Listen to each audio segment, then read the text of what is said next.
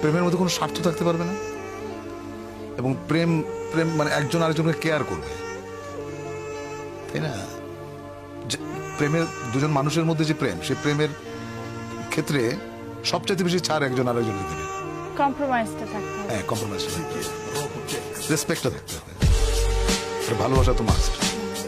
সাধারণত আমরা প্রেম বলতে বুঝি খুব ছোট্ট কথা, সেটা হচ্ছে যে একটা ছেলে একটা মেয়ে, ব্যাপারটা কিন্তু সেরকম না, তাই না? ধরো যেমন আমাদের প্রফেট, তার সঙ্গে আল্লাহর যে প্রেম,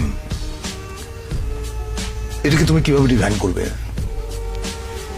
এটা ডিফাইন করা সম্ভব না। You have to feel it in your heart. প্রেম হচ্ছে এরকম। আমি একটু মানব প্রেমের মধ্যেই থাকছি। অনেকে বলেন যে প্রেমে পড়লে হৃদয়ে হার্টে ব্যথা করে, অনেকের পেটে ব্যথা করে, অনেকের মাথায়ও ব্যথা করে। তো আপনার ক্ষেত্রে প্রেমে পড়লে সেই ব্যথাটা কেমন? সেটা তোমার মনে হয় যে পেটের উপর একটা প্রজাপতি নাচতেছে, এবং প্রেমের ব্যথার মতো এত মিষ্টি ব্যথা বোধহয় পৃথিবীতে নাই। আমি যখন বালক ছিলাম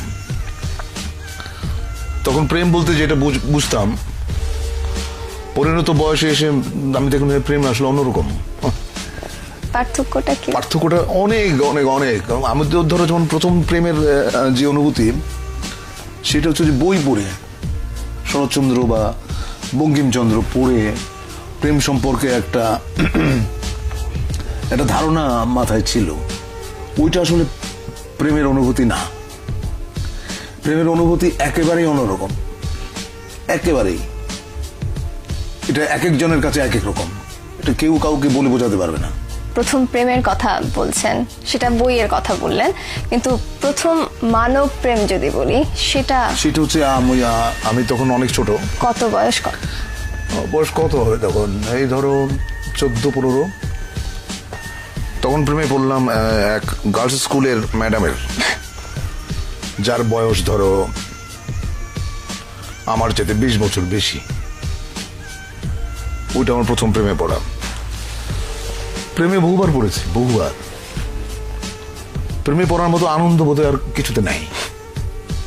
কিন্তু একটা জিনিস মাথায় থাকতে হবে, সেটা হচ্ছে যে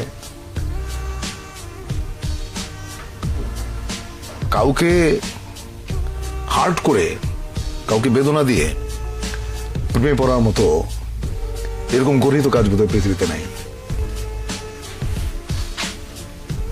তুমি যখন কাউকে ভালোবাসবে, এক বুক সমুদ্র নিয়ে ভালোবাসতে হবে তোমাকে, এক বুক সমুদ্র নিয়ে। তা না হলে সে প্রেমের কোনো অর্থ নাই। আচ্ছা, প্রেমের আরেকটা দিক হচ্ছে না বোঝা। আচ্ছা, মানে কেন প্রেমে পড়লাম, কেন ভালোবাসলাম, এর কারণ তুমি যদি খুঁজতে যাও, দেখবে যে কিছু খুঁজে পাচ্ছ না। মানে একটা কালো বেড়াল অন্ধকার ঘরে তুমি খুঁজে বেড়াচ্ছ যেটা ওই ঘরে নাই। প্রেমটা এরকম। আমাদের ইয়ারমেট একটা মেয়ে ছিল, ওর সঙ্গে বহু বছর পরে, প্রায় 20-21 বছর পরে দেখা হলো। ওর হাজবেন্ডের সঙ্গে পরিচয় করা দিল। উনি আমার সঙ্গে হ্যান্ডশেক করে বললেন, ও আপনি সেই? তো আমি তো বুঝি না, আপনি সেই মানে? তো আমি বললাম, আপনি সেই মানে? তখন মেয়েটা বলল, আমাদের ইয়ারমেট, সে বলল যে আমি বাসর রাতে আমার হাজবেন্ডকে বলেছি যে আমি হুমায়ুন ফরিদের প্রেমে পড়েছিলাম, কিন্তু 4 বছর একসঙ্গে কাটিয়েছি আমরা, ওকে বলতে পারি নাই। এর কোনো যৌক্তিক কারণ আমি খুঁজে পাই না। কিন্তু একটা মানুষ যখন সঠিক সময়ে মৃত্যুবরণ করে, আমি আন্দোলিত হই। তো বন্ধুত্বটা তাহলে কি? বন্ধুত্বটা বন্ধুত্ব হচ্ছে এমন একটা জিনিস যে তুমি তোমার স্বামীর সঙ্গে যেটা শেয়ার করতে পারো না, বাবা মার সঙ্গে বা ফ্যামিলির সঙ্গে শেয়ার করতে পারো না, সেটা তুমি তোমার বন্ধুর সঙ্গে পারো। বন্ধুত্ব হচ্ছে এরকম একটা জায়গা। আর বন্ধুত্বের কোনো বয়স নেই। বন্ধুদের কোন বয়সে, আর বন্ধুরা কখনো ছেড়ে যায় না। পৃথিবীর সবাই চলে যাবে। তোমার আমার বিয়ে হয়ে গেলে কিছু সবাই ছেড়ে চলে গেছে, সবাই ছেড়ে চলে যাবে, বাবা মরে যাবে, মা মরে যাবে, কিন্তু বন্ধু কখনো হারায় না। আমার কেন জানি মনে হয় যারা খুব সুন্দর করে কথা বলতে পারেন, তারা অনেক সুন্দর করে লেখেনও। তা আপনি এত সুন্দর করে কথা বলেন, আপনি কেন লেখেন না?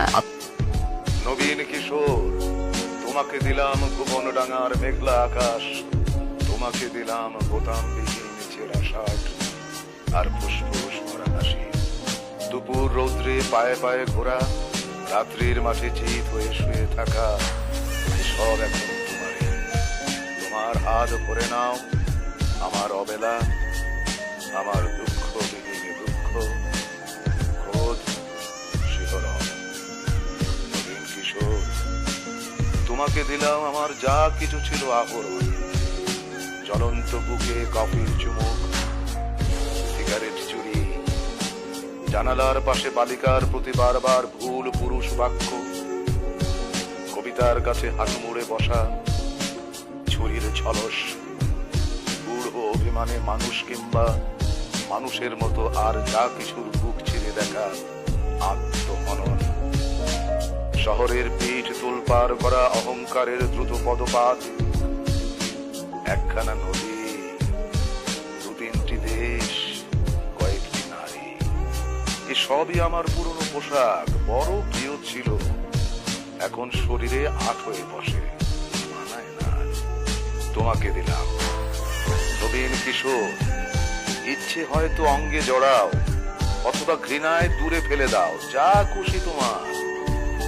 তোমাকে আমার তোমার বয়সী সবকিছু দিতে বড় সাধ হয়।